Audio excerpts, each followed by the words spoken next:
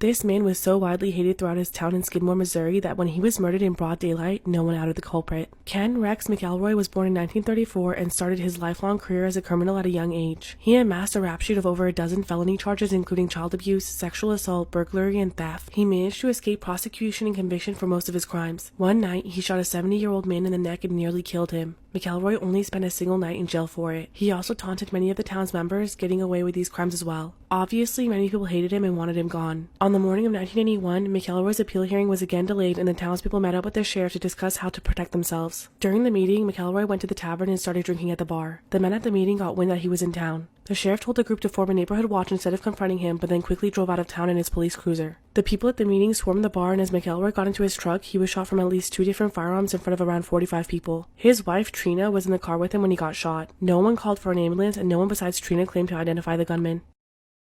Crime Fanatic Friday Part 2. After the most hated man in town was gunned down, no one from the 45 people who witnessed the crime came forward to identify the culprit except his wife. Trina McElroy said that she told the county who had shot her husband, but the panel didn't return an indictment, which made it look like law enforcement was covering it up. The FBI entered the case and started to threaten people for more information, but no matter how much investigators dug, Skidmore residents maintained their silence. A federal grand jury stepped in again, but once again, there were no indictments. Many wondered why the man that Trina pointed out wasn't charged. It's because there simply wasn't sufficient evidence to go to trial. Those who witnessed the killing went stone silent and didn't speak of it again. Many people believe that lives were saved when Ken McElroy's was taken. To this day, no one has ever come forward with any new information pointing to the killer, and the case has remained unsolved. His wife Trina remarried and had a fairly normal life. She left Skidmore and refused to do any interviews. She passed away in 2012. The man she named as McElroy's killer died of liver cirrhosis in 2009. He made no confessions on his deathbed. This case was covered in an award-winning series called No One Saw a Thing. Do you think McElroy deserved it?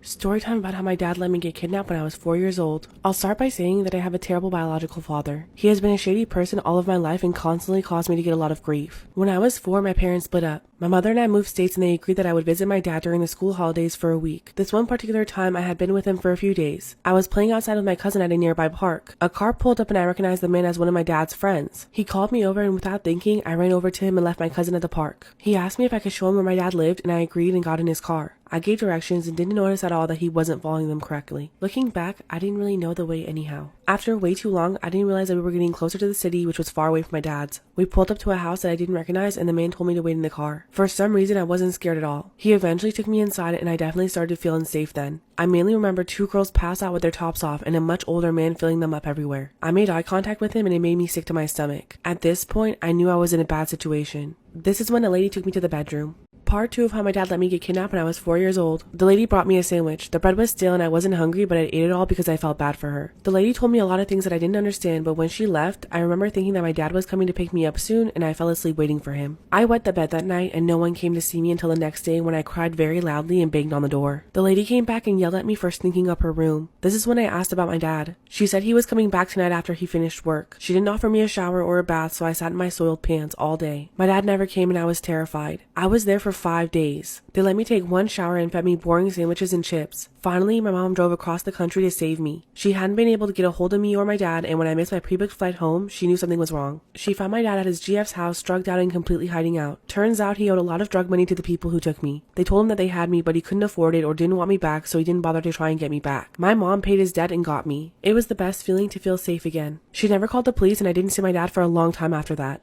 I was basically an accident. When I was born, my 5 siblings were already in their late teens to early 20s, and my parents were both 46. I was never abused in my childhood, but I was neglected and my entire family resented me. My parents didn't think they'd get pregnant again, but here we are. I was never looked after for by anyone and basically had to raise myself. No one ever played with me, spent time with me, or anything. They never bought me anything significant, it was always hand-me-downs. I realized this as I got older and I focused on myself. I thought that something was wrong with me because my siblings all received love and attention, so if I improved myself and did things for them, maybe they'd accept and love me too. I always got the best grades, made sure I did all my chores, always kept my room clean, and so on. However, nothing I did was ever good enough for them. We celebrated my father's birthday yesterday. My siblings and my mom wouldn't be around until we went out for dinner, so it was just me and him. I cooked him breakfast and lunch, did all the chores, and bought him a tie. I'm only 16 and on a budget. The most he came up with was a pathetic thank you. I could tell he wanted me to leave him alone, so I did. Finally, we all went out to dinner and they all had a good time while I sat in the corner ignored. This is how it usually is. When we got home, I broke down and started crying in front of them.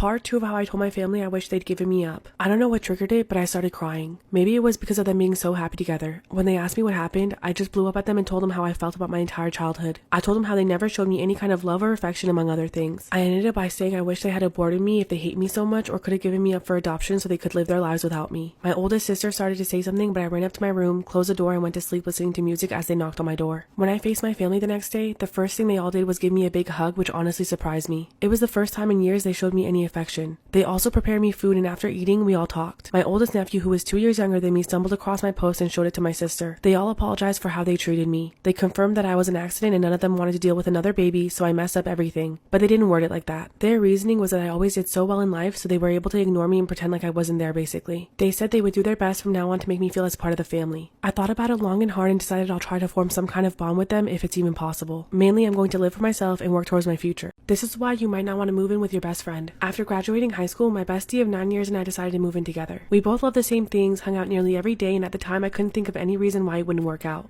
When we first moved in, I had just gotten out of an abusive relationship that ended in assault. I sat her down and set some boundaries while explaining my reasons for them. The most important was no sleepovers. I didn't care if she slept with her boyfriend, but I didn't want him staying over, and if it was needed after a night of drinking or something, then she'd give me warnings so I'd be able to make preparations for myself. At first, things were fine, but shortly after she had a messy breakup with her boyfriend, it was a downward spiral. She brought over a different guy every night. I hit my breaking point when she brought over 7 guys in one day and then disappeared for 3 days with one of them while ignoring my texts and phone calls. She kept blowing me off, so I disconnected the Netflix and all other streaming services that I provided. This is when she finally talked to me. I let her know that I didn't feel safe in my own apartment and that it either needed to end or I'd be moving out. I didn't like sleeping with my door locked and afraid to use the restroom at night. She agreed, but little did I know it was about to get 100 times worse when she got a new boyfriend who had it out for me.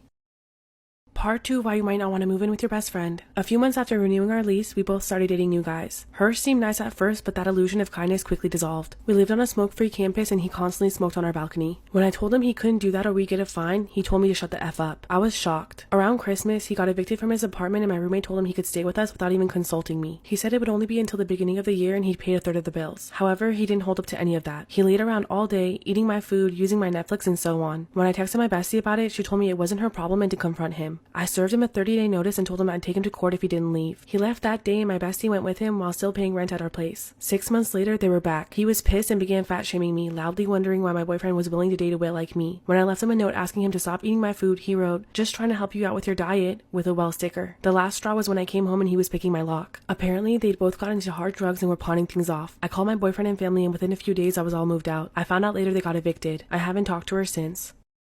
My boyfriend and I have been together for 5 years. We went to the same university and after graduation, I started my catering business in our hometown. He got into computer systems and we've both worked hard towards our careers. Everything seemed to be going great for us when my boyfriend came home one day and told me that he got a promotion. I was excited for him until he said that the position was in another state. He told me the pay is almost triple what he's making now and he doesn't feel like he could pass it up. However, I've worked hard the last few years on my catering business in this city. I've got a ton of big clients who regularly order and business is booming for me. Obviously, I'm going to have doubts about moving to another state and starting from scratch. This would also put me in a financially stressful situation as my income would plummet until I planted roots in a new state with new clientele. I told him I wasn't sure if I'm comfortable moving and how it would impact my business. He assured me that he would take care of everything for us, including all the bills and any extra spending costs I needed for myself or my business. This sounded slightly better, but I was still torn. Over the last 5 years, we've talked a few times about the future, and he knows that I want more of a commitment eventually, but I've never tried to force him into it. That's when I brought up the topic of marriage and told him that I'd like some sort of commitment if I'm going to uproot my life for him. However, he didn't react well to this and things got intense. I told my boyfriend that I needed some sort of commitment to start from scratch in another state. I explained to him how big of a change this would be for me and my business. This is when I mentioned the topic of marriage. I asked him that if I was to show him my commitment to his career with this move, how he would feel about committing to me with what I wanted. I told him I wouldn't rush him into marriage, but I would want the promise of it. He told me that he didn't feel comfortable with marriage and that he wasn't interested in it. That's when he said that the promise of taking care of us and my business costs should be enough for me to make the commitment to move. I disagreed because there's no telling how my business would do in another location, and it's taken me years to build it up to what it is now. We got into a heated argument and decided that we both need time to figure this out. I talked to my mom and sister about it, who sided with him, saying that the financial commitment he made to my business to start over is enough. However, now that I've had a few days to think, I'm wondering if he'll ever want to get married. Marriage is important to me, and he's known this early on in our relationship. He always told me that it would come in its own time, but it's been 5 years and I feel like he's not even remotely thinking about it. I'm torn and I don't know what to do. Am I wrong for not wanting to uproot my life and business for him without the commitment of marriage?